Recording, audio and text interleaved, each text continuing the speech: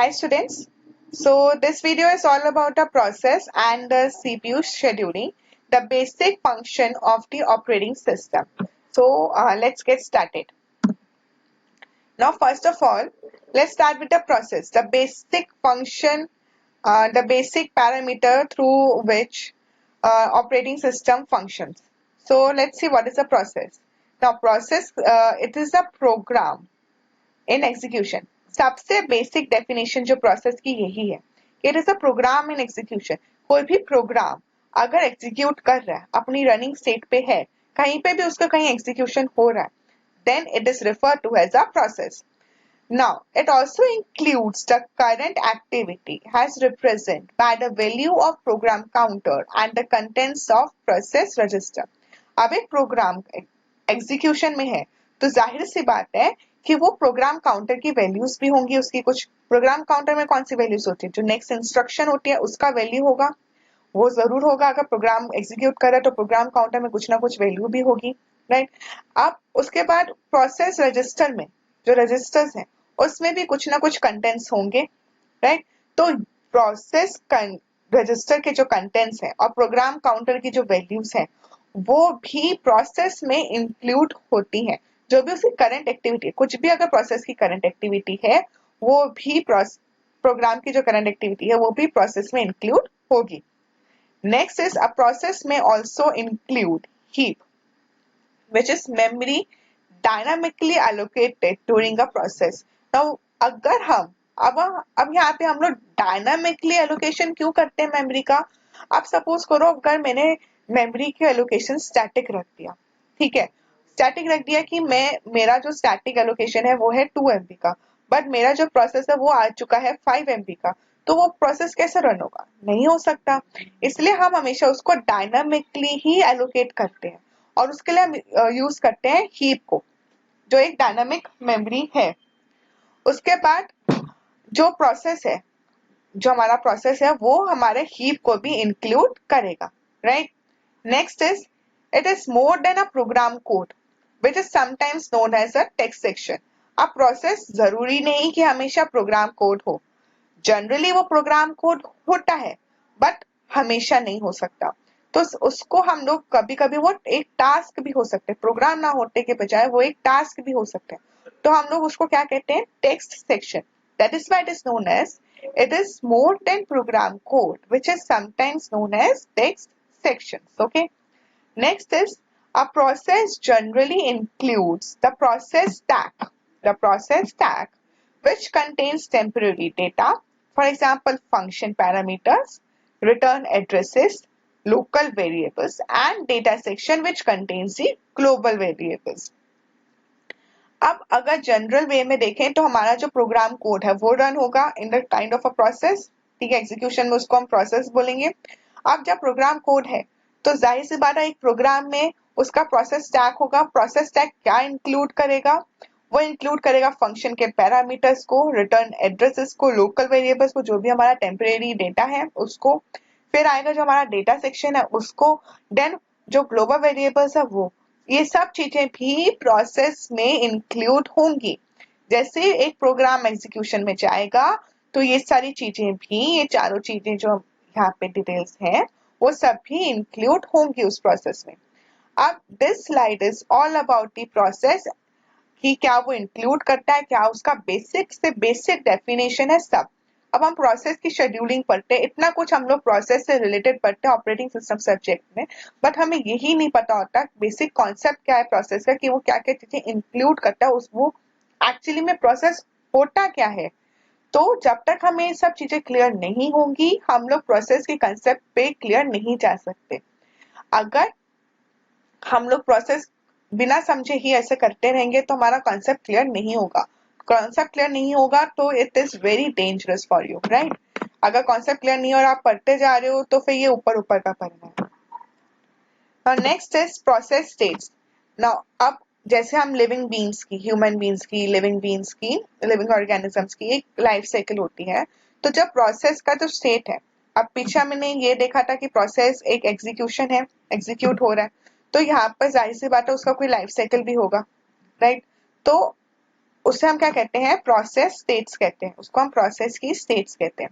तो पहला स्टेट क्या होगा, अच्छा मिनिमम जो स्टेट्स होती हैं एक प्रोसेस की, जो मिनिमम स्टेट्स हैं वो होती है हमारी 4। मिनिमम स्टेट्स हमारी जो होती हैं वो होती है हमारी 4 स्टेट्स होती हैं एक प्रोसेस में। क्या क्या होती है, new, ready, running and terminated. ये सबसे बेसिक स्टेट है और सबसे बेसिक और सबसे मिनिमम स्टेट है एक प्रोसेस की। अब ये होता कैसे, अब ये देखो।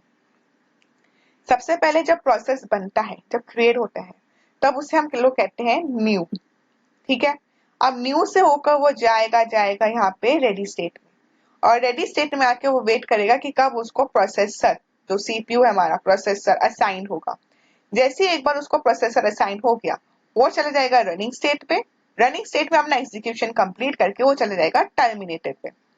ठीक है, अब हमेशा ऐसा तो हो नहीं सकता, ये सबसे बेसिक है मान लिया, अब कुछ ना कुछ कॉम्प्लिकेशन जरूर आएंगी, क्योंकि भाई कंप्यूटर है, कंप्यूटर एक बहुत कॉम्प्लिकेशंस तो आएंगी आएंगी, और कंप्यूटर हो है और कॉम्प्लिकेशंस को सॉल्व करना कंप्यूटर का काम है।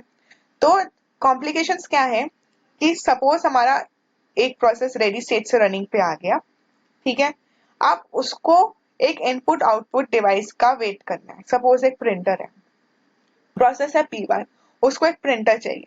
तो प्रिंटर में जब वो अपना एग्जीक्यूशन करेगा तो वो चल जाएगा अपना वेटिंग स्टेट में। जैसे ही वो वेटिंग स्टेट पे आएगा, तब यहाँ से कोई एक प्रोसेस उठेगा रेडी स्टेट में जो क्यू में लगा हुआ है, वो चला जाएगा रनिंग पे और वो अपना एग्जीक्यूशन करता रहेगा।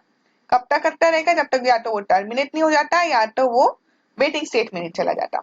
अब जो यहाँ पे हमारे पास जो प्रोसेस था, जो वेट कर रहा था, जो प्रिंटर पे काम कर रहा था और अभी वो वेटिंग स्टेट में था, अब उसका काम खत्म हो गया, वो कंप्लीट कर चुका अपना एग्जीक्यूशन, तो वो वापस आ जाएगा रेडी स्टेट में यहाँ पर। ठीक है, अब रेडी स्टेट में आ जाएगा, जैसे उसकी टर्न आएगी तो वापस से वो टर्निंग रनिंग स्टेट में आकर वो अपना टर्मिनेट हो जाएगा। अब ये इंटरप्ट का क्या सीन है, ये देखो। सपोज एक प्रोसेस है P1, वो रनिंग स्टेट में आया, अब पीछे से आ गया उसका P2, जिसकी प्रायोरिटी P1 से ज्यादा है और वो रनिंग स्टेट में है। P1 जो है रनिंग स्टेट में है और P2 की प्रायोरिटी P1 से ज्यादा है। तो P1 को वो क्या करेगा, वो वापस से उसको रनिंग स्टेट में भेज देगा और रेडी से P2 को रनिंग स्टेट पे ले आएगा। ठीक है, अब यहाँ पे P2 अपना रनिंग स्टेट पे एग्जीक्यूट करेगा, उसको वेटिंग में जाना है वेटिंग में जाएगा, टर्मिनेट होना है टर्मिनेट होगा। बट जैसे ही कोई हाई प्रायोरिटी वाला इंटरप्ट या प्रोसेस आएगा तो वो एकदम से रनिंग पे आ जाएगा और जो रनिंग में होगा वो रेडी में चला जाएगा। ये था हमारा सबसे बेसिक प्रोसेस स्टेट डायग्राम। ये बहुत इंपॉर्टेंट है आपके एंड टर्म सेमेस्टर एग्जाम्स को भी लेकर, और अगर आप गेट के लिए कर रहे हो तो ये सबसे बेसिक कॉन्सेप्ट है प्रोसेस का, प्रोसेस स्टेट्स का। और ये सबसे इंपॉर्टेंट क्वेश्चन है कि मिनिमम प्रोसेस स्टेट्स कितनी होती है, इट इज 4, राइट। नेक्स्ट देखते हैं, ये है हमारा डिटेल प्रोसेस स्टेट डायग्राम। इसमें क्या होता है, पहले ये देखो, हर एक स्टेट की डेफिनेशन देखो। सबसे पहले आता है new, when the process is created, right. उसके बाद आता है हमारा ready. Ready, the process is waiting to be assigned to a processor. Ready के बाद वो चले जाएगा रन पे, रन पे आके वो प्रोसेसर को असाइन हो जाएगा और वो एग्जीक्यूट कर रहा है। उसके बाद कंप्लीट होके टर्मिनेट। ये तो था हमारा सबसे बेसिक 4 स्टेट्स वाला डायग्राम। अब आता है हमारे पास वेट वाला। वेट वाली स्टेट में क्या करेगा कि कोई आईओ रिक्वेस्ट आई, इसलिए वो वेटिंग स्टेट में चला गया अपने आईओ कंप्लीट करने के लिए, आईओ का टास्क कंप्लीट करने के लिए। और जैसे वो कंप्लीट होता है तो वापस से वो रेडी से वापस रन और एग्जीक्यूट करके वो टर्मिनेट हो जाएगा, राइट। अब सस्पेंड रेडी क्या होता है, अब ये सारे 5 स्टेज तो हमने पीछे भी पढ़ी थी। अब सस्पेंड रेडी क्या होता है वो देखो। सस्पेंड रेडी में क्या होता है कि by being in suspend wait and it completes its IO work and the process will come in this state and then to the ready। अब देखो होता क्या, सपोज करो यहाँ पे मेरा एक प्रोसेस है, ठीक है, यहाँ पे प्रोसेस की क्यू जो है मेरी फुल है रेडी स्टेट में। अब यहाँ से न्यू में कोई एक प्रोसेस बनकर आया जिसका प्रायोरिटी बहुत हाई है और रेडी स्टेट में जगह नहीं है, तो वो वापस कोई एक प्रोसेस लेगा और उसको सस्पेंड रेडी में डाल देगा, ठीक है। और सस्पेंड रेडी में डालकर वो वापस से यहाँ पे प्रायोरिटी आ गई, यहाँ से वो सीधा रन पे चले जाएगा और अपना टर्मिनेट कर जाएगा। अब यहाँ पे जो सस्पेंड रेडी वाला जो प्रोसेस पड़ा हुआ तो वापस से वो रेडी में चला जाएगा। ठीक है, अब सपोज करो यहाँ पे कोई वेटिंग कर रहा था, यहाँ पर कोई वेटिंग कर रहा था, तो यहाँ पे वो जो क्यू थी वेटिंग वाली वो फुल थी और रन कर रहा था यहाँ पे हाई प्रायोरिटी वाला प्रोसेस। तो अब हाई प्रायोरिटी वाला प्रोसेस भी तो आईओ ऑपरेशन को रिक्वेस्ट कर सकता है और यहाँ पे वेटिंग हमारी फुल थी, तो यहाँ से वो एकदम से यहाँ पर आया कि भाई मेरे को आईओ ऑपरेशन करना, मुझे वेटिंग स्टेट में आना है। तो यहाँ पे किसी एक प्रोसेस को लेंगे और उसको सस्पेंड वेट में डाल देंगे। ठीक है, यहाँ पे आके वो सस्पेंड हो गया, यहाँ पे वो प्रायोरिटी वाले प्रोसेस को जगह मिल गई, वो यहाँ पे वेट करा, उसने कंप्लीट करा, रेडी में गया, रन में गया, कंप्लीट हो गया। तो यहाँ पे जो सस्पेंड वेट वाला होगा ना वो यहाँ पे चला जाएगा सस्पेंड रेडी में जाएगा पहले। ठीक है, सस्पेंड रेडी से होकर वो वापस से यहाँ रेडी में चला जाएगा और रेडी से होकर रन पे जाएगा। क्लियर, ये सस्पेंड रेडी क्या है और ये सस्पेंड वेट क्या कहते हैं। ठीक है, ये अब यहाँ पे कहा, अच्छा अब यहाँ पे डायरेक्ट सस्पेंड रेडी में जाके अगर ये वाला हम लोग देखें कि सपोज करो कि जो सस्पेंड वेट में जो प्रोसेस उस टाइम पे हमारे पास आया था उसने अपना आईओ कंप्लीट नहीं किया था, तो वापस से वो वेट में चला जाएगा, रेडी में नहीं जाएगा, वो वापस से अपना वेट में चला जाएगा, वरना उसके लिए बहुत लंबा टास्क हो जाएगा।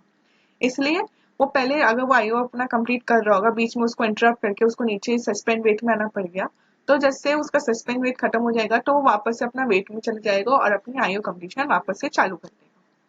Clear my point.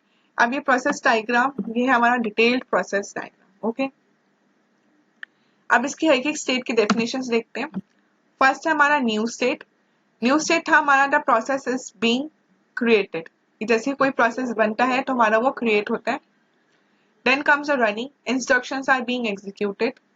Then comes a waiting, process is waiting for some event to occur, कि कोई भी अगर आईओ ऑपरेशन में जब वो वेटिंग स्टेट में, यहाँ पे जब वो वेटिंग स्टेट में जाता था तो यहाँ पे कोई ना कोई आईओ की वो कंप्लीट करने के लिए वो वेट करता था। ठीक है, उसके बाद आता है हमारा रेडी स्टेट।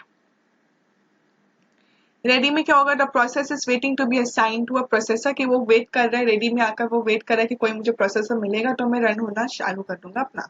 ठीक है, टर्मिनेट, कि जब प्रोसेस ने अपना एग्जीक्यूशन खत्म कर दिया तो वो आ जाएगा टर्मिनेट स्टेट पे।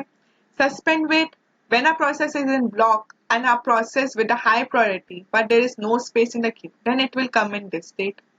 ठीक है, सस्पेंड रेडी में क्या होगा, by being in suspended wait it completes its IO operation, then the process will come in this state and then to the ready state.